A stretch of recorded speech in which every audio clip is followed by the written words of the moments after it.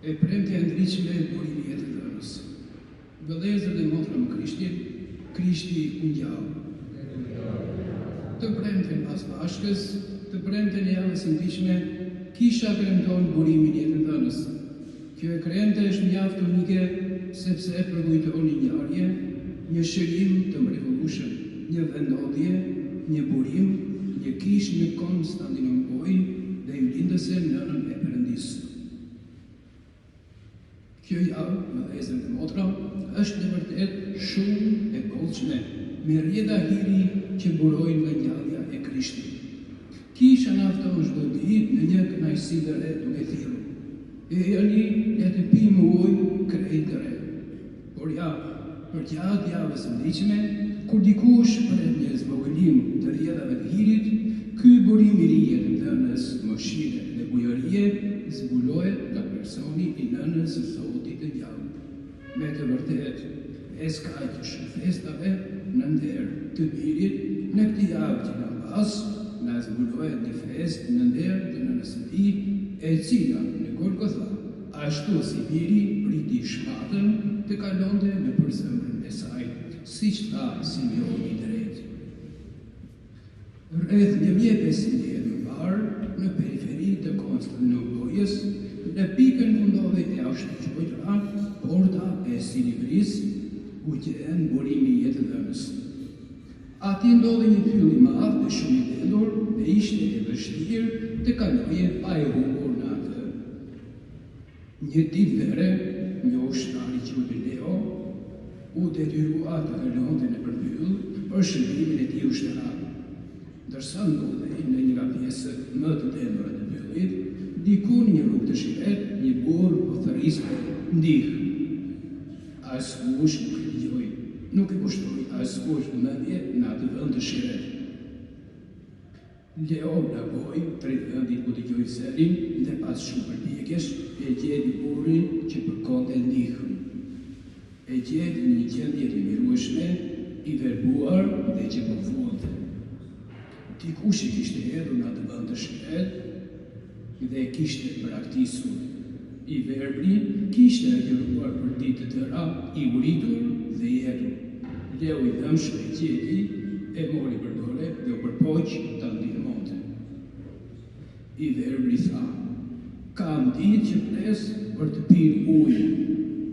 Të lutem, dua pak ujë." Ai kërkoi, shkoi thellë në pyll për të gjetur një burim, megjithatë nuk gjeti asnjë. Pastaj dëgjoi një zë misterios goje që i tha: "Os kërko më kohë Leo për të gjetur ujë, sepse uji, burimi është afër teje.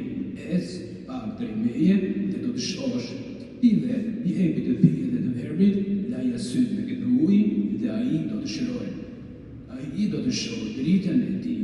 O Leo, unë jam Virginesha Mari, prandaj e di emrin tënd dhe ti do të besosh kur të shohësh çudinë. Dhe kur pas shumë vitesh do të bëhesh perandor i Romejve, pra i Bizantit. Do të ndërtohesh në tempull këtu dhe do ta quash burimi i jetë të dhënës. Leoni i dëgjoi fjalët e Virgineshës Mari me shumë emocion. Në gjuhën dhe duar të dridheshin me sy të përlotur, ai shkoi përpara dhe gjeti burimin. Ai piu vetë me përkushtim dhe ndërim, i tha edhe në verbrit që po priste me agoni. Pastaj ja lau sy të verbrit dhe ndodhi çudia e madhe. Drit, unë shoh dritën, thirrri verbri me gazënim dhe emocion. Dera në krahët e Leonit dhe e përqafoi për të drejtuar mirënjohjen e tij. "Nuk jam unë ai që të dha dritën," i tha Leo.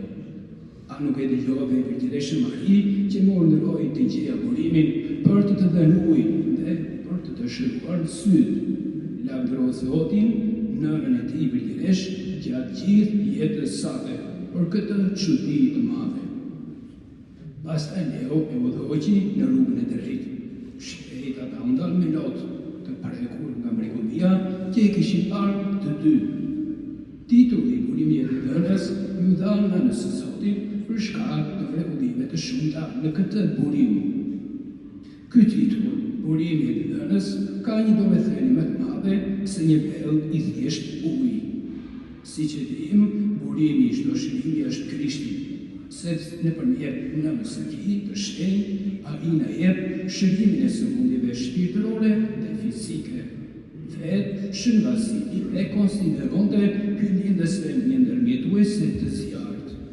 O mëkatar, mos u dekurajo, por mbështetu trilincia për të gjitha nevojat e tua. Thirrë atë përndim, sepse tillë është dëshira hyjnore që ajo të ndihmojë në çdo lloj nevoje. Hyjendësja kërkon për ne ashtu, siç e kërkoi shëndetorëve në dasmën e Kanës. Bëni çfarë do që ai ju thotë.